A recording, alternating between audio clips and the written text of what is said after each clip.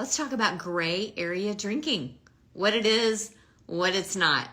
And of course, I had to look in my closet and look for a gray outfit. I just thought that'd be kind of fun. But we're going to talk about how to live life in Technicolor, and that drinking doesn't always have to be this black and white, all or nothing kind of relationship. In fact, I would dare to say that most of you are probably somewhere in the gray area drinking zone.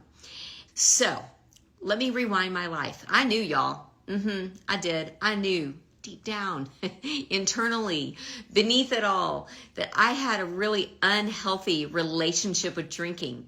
But the challenge was, and this is a huge characteristics of gray area drinking, is everything looked good on the outside. I just looked like everybody else.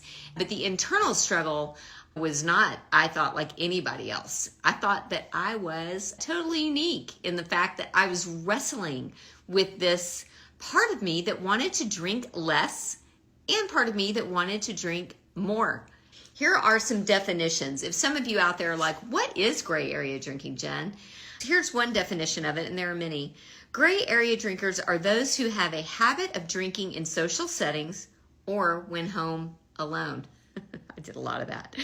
Even so, they may not show the usual signs of alcohol abuse, appearing to have a grip on their drinking. Gray area drinkers are not yet dependent on or addicted to alcohol in a clinical sense. Okay, that was so me, and that is describing thousands of women that I've had the joy of working with, because I didn't realize there were so many of us out there that felt in this in-between. Let's say someone that even just drinks once a year at a wedding, like everybody's gonna do a toast, everybody raise a glass, they'll drink the glass, not even, okay, a 1 on the scale of 1 to 10 on the drinking spectrum. Y'all, they may not even finish it.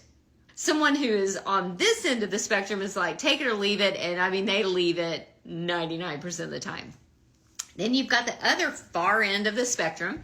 It's about 10% of heavy drinkers are in the physically addicted category, if you will, or part of the spectrum of drinking. So that leaves 90% of the rest of us that are going to fall somewhere between that 1 and 10, right? And so picture it kind of like in school, like there's a bell curve, like there's like the majority are in the middle. And that's exactly what I have found to be true now after 6 years plus alcohol free and 5 years of doing Sober Sis full time, and getting to see the numbers and getting to see how many other women really do feel caught in this zone. And for someone like me, maybe someone like you, let me know in the comments, understanding that there was a gray area and that it didn't have to be, I was either an alcoholic or I was totally okay with drinking, really freed me up to be able to be curious about my drinking. Because you see, when I was trying to fit into a label, when I was trying to find myself on the spectrum of black and white, all or nothing, I couldn't find myself. What I found is it was confusing to me because I had so much willpower by day and it just went away by nighttime. And I felt frustrated because of the duplicity in my life of being one way and then being another way.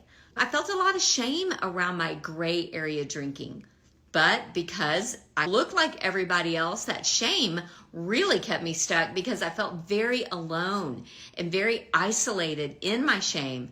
Meanwhile, the duplicity of like, I'm a Bible study leader at my church and I'm pounding down a bottle of wine at night, my tolerance kept building. And as my tolerance kept building, so did my dependency, because one drink used to do the trick. Then it got to 3 drinks can do the trick. 4 drinks, finish the bottle. Is that going to do the trick? You can see where this is going. It's never too early and it's never too late to exit off that drinking highway. You can get on the Sober Sis highway and exit the drinking highway. I think oftentimes in the gray area zone, I kept waiting for it to get worse before it could get better. That is such gray area drink talking. You know what I mean? Heavy drinking for women is defined as 3 drinks any day or 7+ drinks a week. If that's considered heavy drinking, then my goodness, I would say the vast majority of routine, habitual drinkers are drinking that much.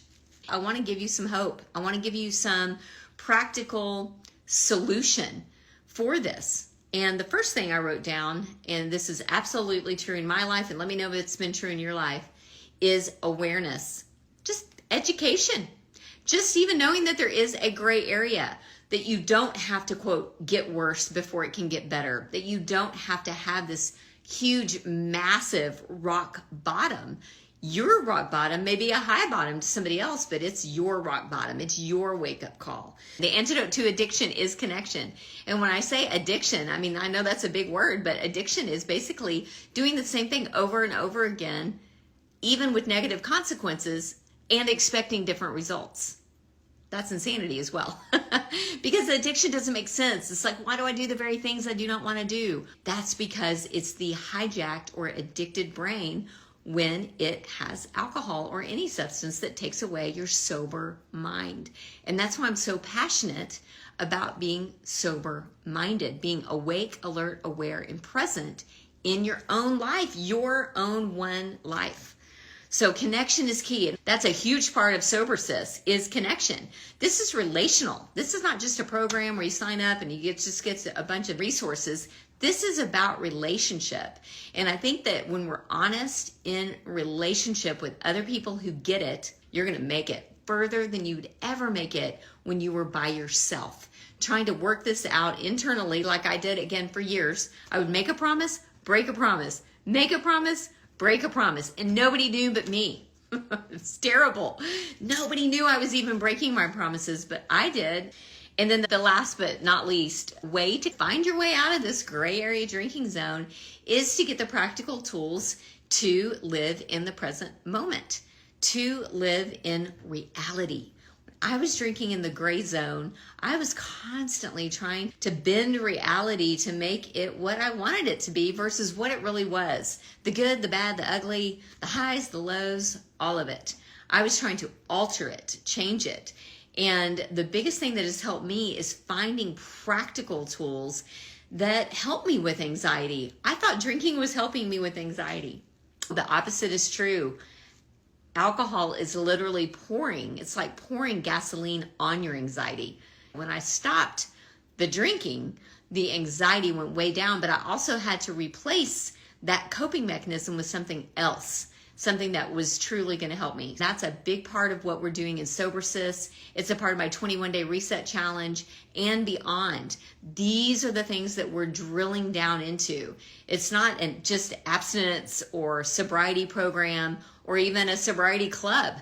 This is about being awake, alert, aware, and present in your own life, not hitting the eject button, getting off of autopilot, and even knowing that there's this huge gray area drinking zone and that you don't have to get worse before you get better.